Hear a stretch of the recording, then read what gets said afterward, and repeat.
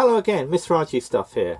Now this is a loudspeaker, even though it doesn't look like it, and I will explain more in a moment. However, I know it's broken because I've tested it, and I'm going to show you what I've done here. So I've got the meter set to 20,000 ohms there, and when I touch the ends of the cable, I'm getting nothing. But if I short them out, you can see there's continuity on the meter. So, like most loudspeakers, there's a coil in here, and that coil is not showing any continuity at all.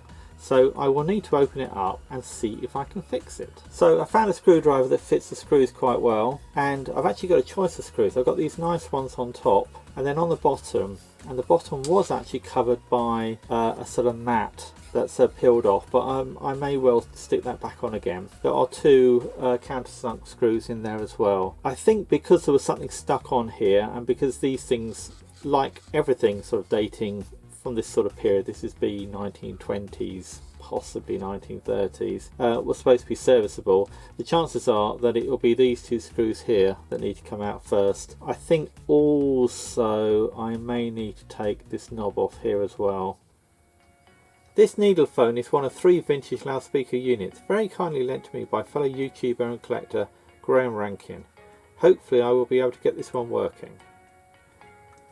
The Needlephone is a means of listening to a radio using the gramophone's horn. It uses an electromagnet to vibrate the needle rather than the grooves of the record. Right, well, that's not obviously going to pieces. I mean, the lid, or the top is loose, but this part here is definitely getting in the way. This badge here is riveted on, so I don't think that comes off. Now, I'm not expecting this to sort of spring into a million pieces, but there's always a risk. Okay, so that plate's off there, and you can see there are actually a couple of screws there. So there's a couple of nuts here which are holding things down, but there are also a couple of screws there and there, and these are the contacts. Ah, that's interesting. I think what we'll do first is we'll check the continuity between this terminal and this terminal. I don't know for sure where these connect up, but this terminal here, there's literally like a single strand of wire there. That's definitely not good. However, if that is the problem, that would be easy to fix, because putting that wire through and resoldering it would be quite easy. Right, well, let's see if there's any continuity between these two parts here. Nothing there, nothing there, but then they are very dirty. Let's try between the cable.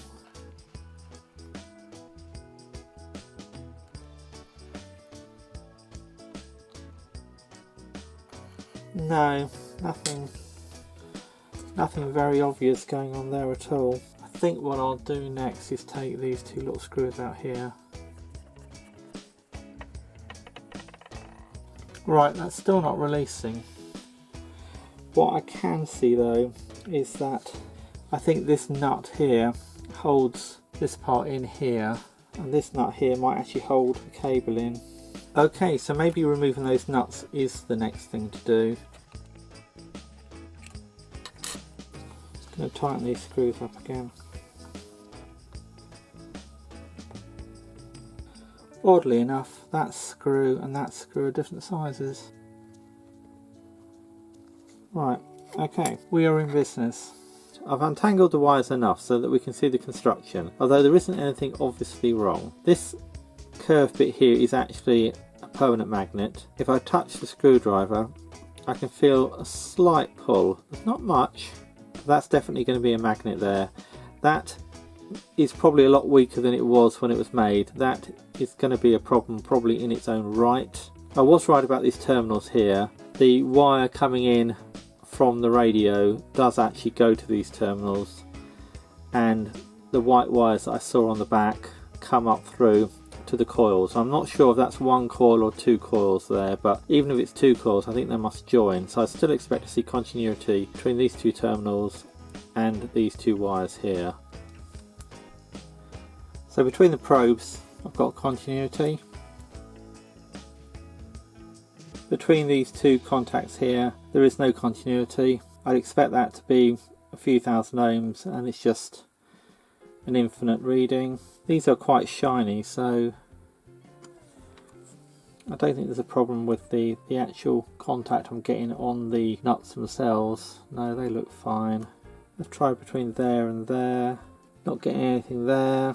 Not getting anything there. These wires here are really corroded. These white wires are really corroded. Not getting anything there either. I think it's clear these white wires are definitely a problem. Whether they are the real problem, I don't know. I would expect to get some sort of reading between those 2 points there. I'm just not.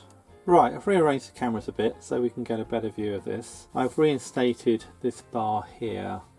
Now this is the one that had this little knob on the end. And I'll have to take it out again before I can fit it back in the case. But the purpose of this bar is to actually adjust the tension on this spring in the middle. And it's actually on the other end of the spring is the part that wiggles the needle or vibrates the needle. So the electromagnet here causes this to vibrate, and this changes the tension on it. What I'm seeing is pretty much every time I touch it, I'm getting bits of the insulation. So there's another bit there that's fallen off just as I was filming.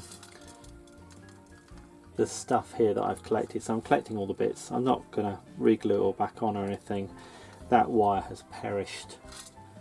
On the bottom I've also put the 2 nuts back. This little one here I didn't need to remove in the first place. This one here, now that I've got it out of the case, it makes sense to put it back together again like that. Having it back together again like that means that assuming I can get it working, I will be able to adjust it as well and figure out what the adjustments should be before I then have to dismantle it a bit to put it back in the case. Now this white wire, or these white wires, where the wire comes out does look very dull and corroded, and I am tempted to clean to bare metal at these ends here, but I'm not going to do so because if I make a mistake or break them off, it's going to be very, very difficult to pick up the coil, and if I can avoid rewinding these coils here, I will. So I think the best place to tackle it is going to be under here. So I'm going to try scraping the wire down slightly here and see if I can get a contact. Now what I didn't do previously was actually demonstrate that there was a connectivity between these wires here and these terminals here. I'm going to use the meter on continuity mode. That wire is definitely working. That wire is working too. So there's no issue with the external cable or anything going to these contacts here, but the continuity between these terminals and the respective white wires, certainly at this end, there doesn't seem to be any continuity there. Right, okay. So on that wire there, it's still not on this wire here, but then that might just be corrosion on the contacts. See if I can just get a bit of connectivity there. Yeah, so hopefully you can see that. Okay, so we know that the continuity is getting to the start of these wires. Is it getting through to the other end? So I'm going to use a crop clip cable here, attach that to one side of the contact, and that's on the ground terminal there. Right. So we are seeing connectivity through there, which we've pretty much proved anyway. Then when it comes around this side, just getting nothing there. So let's switch this over, put that one on there. Definitely going in that end of the wire. Ah, right. So we are seeing a signal there.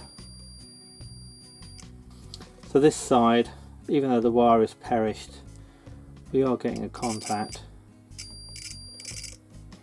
Am I getting a reading here? No, nothing. So I'm not getting a reading at this point here from either this connector down here or from the other side of the coil, assuming this is just one coil, but I think it must be. So I'm going to very carefully use this craft knife here, just try and take some of this hard insulation off. It's very similar to hardened gasket tubing, sort of stuff you get in acoustic sound boxes, which used to be nice and soft, then just turns to this hard material here. So I've cracked a fair chunk of the insulation off. I'm just trying to clean the wire down a little bit.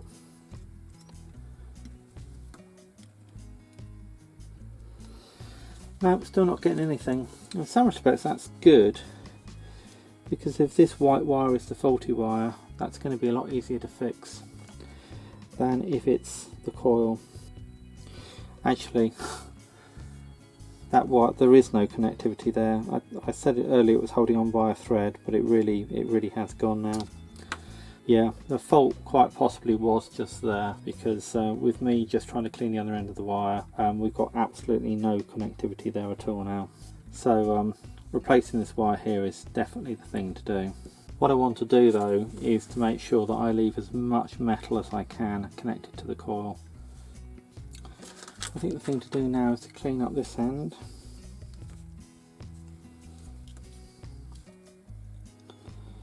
We trap it like that so we don't put any tension on it.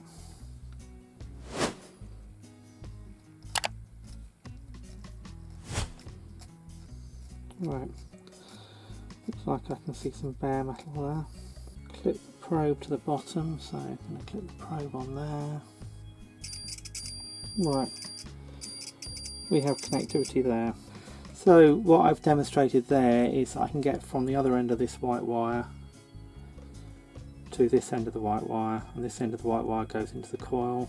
I'm going to switch this back into the 20k range. We're getting nothing there. We're getting nothing there. And that's disappointing, because that would indicate there's a problem with the coil. Because I'm definitely getting a signal up to here. Yeah, I can see that on the meter. I'm getting nothing on the meter there. Nothing on the meter. And I can see bare metal there, and I'm not getting anything through there at all. Okay, so no quick fix, but I think it will be possible to rewind the coil and remagnetise the magnet. So there is hope yet. Bye for now, thanks for watching, and hope you enjoyed it.